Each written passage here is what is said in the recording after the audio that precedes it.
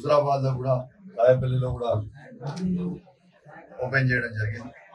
చాలా సంతోషం అని చెప్పి సందర్భంగా తెలియజేస్తూ, మరియు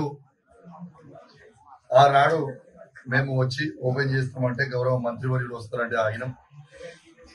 గౌరవ మంత్రివర్యులు కూడా వచ్చుంటే బాగుండేది, కానీ దురదృష్టవశాత్తు రాలే.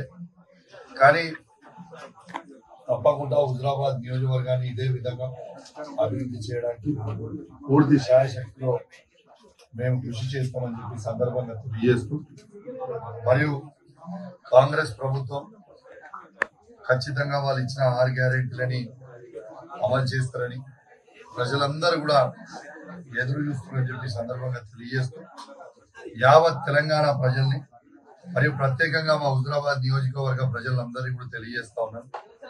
106 గ్రామ పంచాయతీలలో 60 వార్డులలో 5 మండలాలు 2 మున్సిపాలిటీలలో ప్రజలందరూ కూడా చెప్తున్నా, మరియు తెలంగాణ ప్రజలందరూ కూడా చెప్తా ఉన్నారు.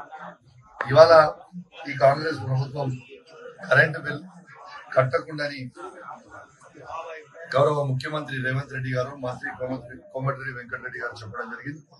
ఇవాళ ఎవరు కూడా 200 యూనిట్స్ లోపల ఉన్న వాళ్ళందరూ ఎవరు కూడా కరెంటు బిల్ కట్టొద్దని ఎలక్ట్రిసిటీ డిపార్ట్మెంట్ వల్ల వస్తే ఖచ్చితంగా గౌరవ ముఖ్యమంత్రి గారిది మరియు మంత్రి గారి వీడియో కూడా చూపించాలని, ఫ్రీ అన్నారు కదా అని చెప్పి చెప్పాల్సిన అవసరం ఉండదని చెప్పి సందర్భంగా తెలియజేస్తూ, ఎవరు కూడా బిల్లు కట్టొద్దని కోరుకుంటూ సెలవు తీసుకున్నా. జై తెలంగాణ, జై కేసీఆర్.